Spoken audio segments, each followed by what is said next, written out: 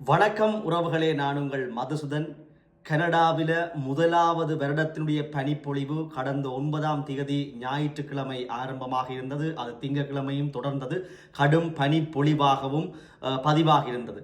இந்த வகையில் கனடாவின் ஒன்டாரியோவில் முக்கிய நகரங்களை இணைக்கிற GTA பகுதி என்று சொல்லப்படுவது, பல முக்கிய நகரங்கள் முனிசிபல் கவுன்சிலை இணைக்கிற பிராந்தியங்களை இணைக்கிறது ரீஜன்களை இணைக்கிற கிரேட் டொரண்டோ ஏரியா என அழைக்கப்படுகிற GTA ஏரியா எல்லைக்குள்ள எத்தனையோ நூற்றுக்கணக்கான கார் மோதல்கள், வழுக்கி போய் மோதிய சம்பவங்கள், ஆக்சிடென்ட்கள் பதிவாகி இருக்கிறது. இது டொரண்டோவின் முன்னர் ஆண்டுகளில் பதிவாகியதை விட மிக அதிகமாக இருப்பதாக ஊடகங்கள் கூறவில்லை. OPP, அதாவது ஒன்டாரியோ போலீஸ், ப்ரொவின்சியல் போலீஸ் அதுக்குரிய அதிகாரி தெரிவித்திருக்கிறார்.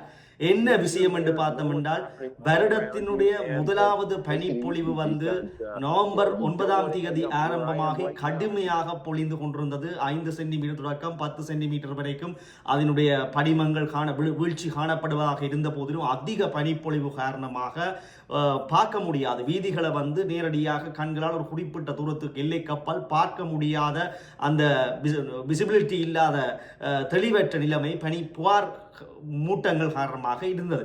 இந்த வேளையில எல்லாரும் அன்றாட வேலைகளுக்கு போக வேணும், தொழிலுக்கு போக வேணும், போக்குவரத்து செய்ய வேணும், பாடசாலைக்கு போகணும் என்று பல கார் பிரயாணங்கள் பெரும் தெருக்களினூடாகவும் உள்ளூர் தெருக்களினூடாகவும் பிரயாணிப்பது வழக்கம். அப்ப பனிபொழி நீங்க மூடி கட்டிக்கொண்டு படுப்பதில்லை.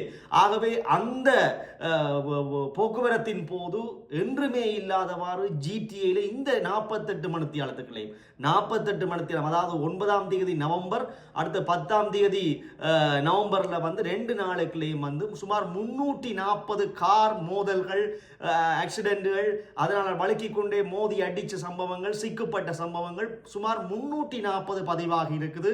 வெவ்வேறு பிராந்தியங்களினூடாக பதிவாயிருக்கு. இதை ஒன்டாரியோ ப்ரொவின்சியல் போலீஸ், OPP எனப்படுகின்ற போலீஸ் துறை அதற்குரிய அதிகாரியே ஒபிஷியலாக அறிவித்திருக்கிறார். அது ஊடகங்களையும் வெளியாகி இருக்கிறது. சுமார் 340, அதுவும் 48 மணித்தியாலங்களில் பதிவாகி இருக்கிற சம்பவமாக இருக்கிறது. 110 சம்பவங்கள் ஜோக் பிராந்திய போலீசாரினால் ஜோக் பிராந்தியத்தில் இடம்பெற்றிருக்கிறது. 12 அந்த மோதலால 12 காயமடைவதற்குரிய மோதல்கள் ஃபீல் பிராந்தியத்தில் ஏற்பட்டிருக்கிறது.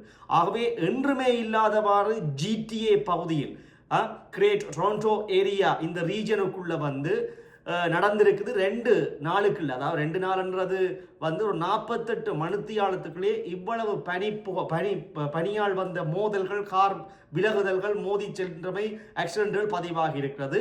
இது வியப்பாக பார்க்கப்படுகிறது. ஏன் சிலர் கருத்துரைக்கிறார்கள், வளமையாகவே பனிப்பொழிவு ஏற்படுகிற நாட்டிலே இந்த டிரைவர்கள் ஏன் தெளிவற்ற நேரத்தில் ஒரு விழிப்புணர்வோட, ஒரு பாதுகாப்பு தன்மையோட மெதுவாக அதை ஓட்ட வேண்டும் என்று இவர்களுக்கு தெரியவில்லையா என்று கூட விசனம் தெரிவிக்கிறார்கள். கருத்து தெரிவிக்கின்ற போது பலர் கருத்து தெரிவிக்கின்ற போது சமூக ஆர்வலர்கள் இப்படி டயர்களை சில பேர் மாற்றுவதே இல்லையா, விண்டர் டயர்களை இந்த அலர்ட்டில் பார்த்து மாற்றுறதில்லை.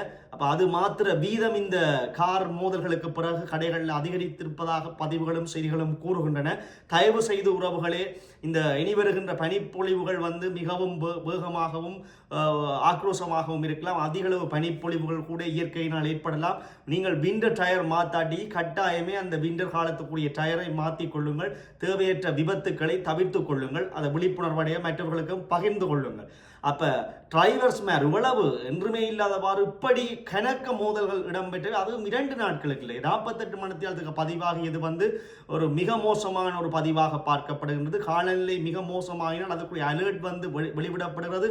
ஏன் இவர்கள் பாதுகாப்பற்று இப்படி ஓடி மோதுகிறார்கள் என்றுதான் கருத்து தெரிவிக்கும். ஒரு வாகனம் மோதினால் அதை தொடர்ந்து பல வாகனங்களும் மோதுவதற்குரிய விபத்துக்கள் சஞ்சரிப்பதற்குரிய ஏதுநிலைகள் இருப்பதாகத்தான் முதல் எச்சரிக்கை விடுவிக்கப்பட்டது. ஆனால் அதையும் மீறி பல சாரதிகள் பொறுப்பற்ற முறையிலே சாரத்தியம் செய்வதாலும் மிக வேகமாக பனிமூட்டங்களுக்கு ஓடிச் செல்வதனாலும் தெளிவற்ற பார்வையின் போதும் மிக வேகமாக போய் மோதி தள்ளுவதாலும் தான் இந்த விபத்துக்கள் பதிவாகி இருப்பதாக கருத்துக்கள் தெரிவிக்கின்றன.